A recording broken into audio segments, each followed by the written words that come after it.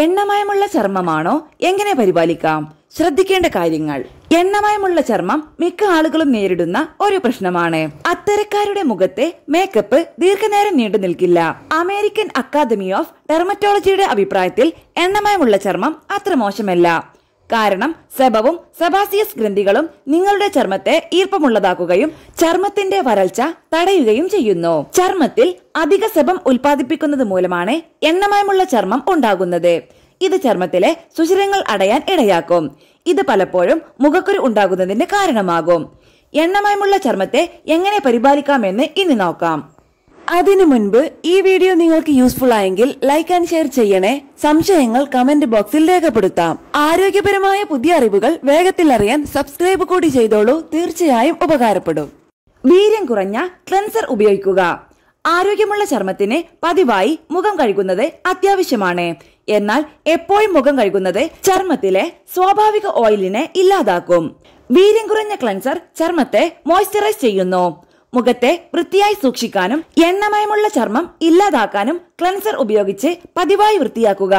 നിങ്ങളുടെ ചർമ്മത്തിന് അനുയോജ്യമായ ഉൽപ്പന്നം തെരഞ്ഞെടുക്കാൻ പ്രത്യേകം ശ്രദ്ധിക്കുക. മോയ്സ്ചറൈസർ ഒരിക്കലും ഒഴിവാക്കരുത്. ഓയിൽ ഫ്രീ മോയ്സ്ചറൈസർ മുഖത്തെ സുഷിരങ്ങൾ അടയ്ക്കുകയോ മുഖക്കുരു ഉണ്ടാക്കുകയോ ചെയ്യില്ല.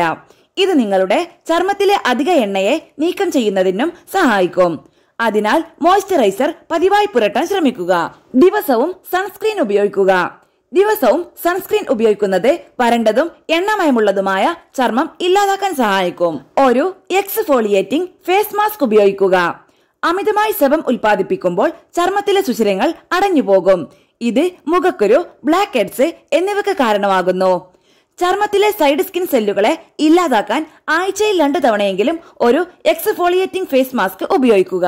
ഒരു ടോണർ ഉപയോഗിക്കുക. ഒരു ടോണർ ഉപയോഗിക്കുന്നത് നിങ്ങളുടെ ചർമ്മത്തെ ആഴത്തിൽ ശുദ്ധീകരിക്കുകയും ഓയിലിനെ നീക്കം ചെയ്യുകയും ചെയ്യും. ബ്ലോട്ടിംഗ് പേപ്പറുകൾ കയ്യിൽ സൂക്ഷിക്കുക.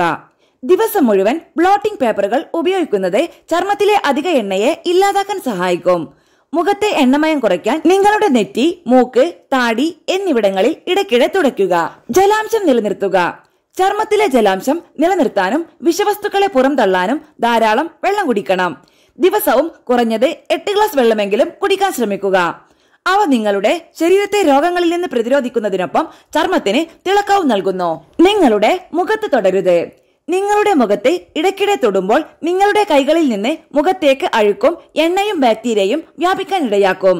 മുഖം വൃത്തിയാക്കുകയോ മോയ്സ്ചറൈസ് ചെയ്യുകയോ സൺസ്ക്രീൻ അല്ലെങ്കിൽ മേക്കപ്പ് ഉപയോഗിക്കുകയോ ചെയ്യുമ്പോൾ മാത്രം നിങ്ങളുടെ മുഖത്തെ സ്പർശിക്കുക. ആദ്യം നിങ്ങളുടെ കൈകൾ വൃത്തിയുള്ളതാണെന്ന് ഉറപ്പാക്കുക.